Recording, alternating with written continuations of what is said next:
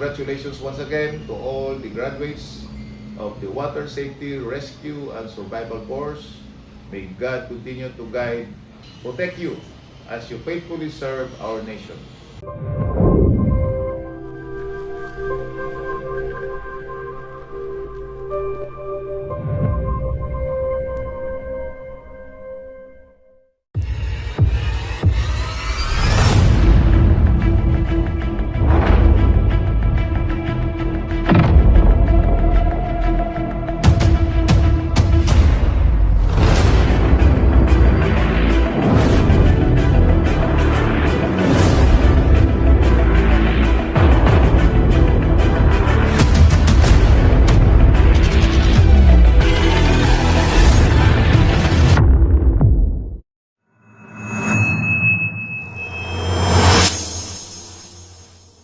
So today marks not only the completion of your 16 days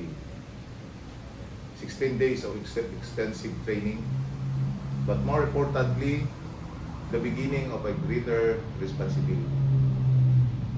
Throughout this course, you were tested physically, mentally, and emotionally.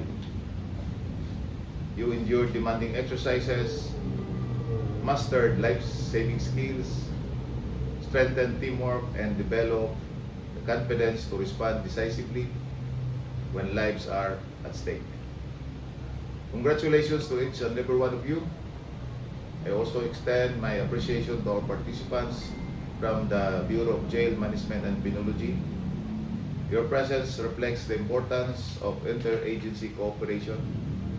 Emergencies do not distinguish uniforms.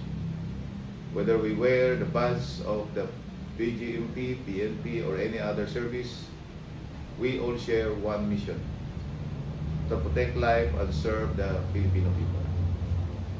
As maritime police officers, we are not only law enforcers, we are also first responders, rescuers, and protectors of our coastal and island communities. Many of our missions demand not only courage, but competence in the water. And in those critical moments, your training can mean the difference between life and death. As you return to your respective units, remember that this certificate, or that the certificate that you receive today, is more than proof that you completed the course. It is a commitment to remain prepared, to lead by example, and to use what you have learned to protect others. Continue training your fellow personnel and help build a more capable, mission-ready organization.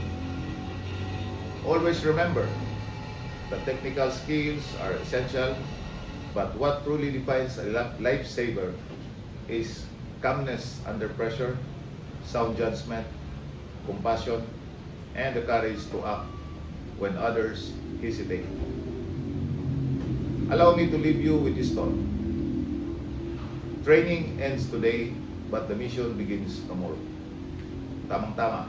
Meron pa parating na bagyo, so hindi natin alam talagang kailangan ng mga tao katulad niyo. Your greatest achievement is not the certificate you receive today, but the life you may one day save because you choose to prepare.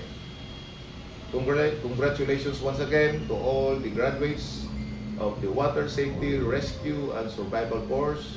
May God continue to guide as you faithfully serve our nation. Mabuhay ang bagong maritime group, mabuhay ang Philippine National Police, and of course, ang BGMP, mabuhay ang bagong Pilipinas. Maraming salamat po.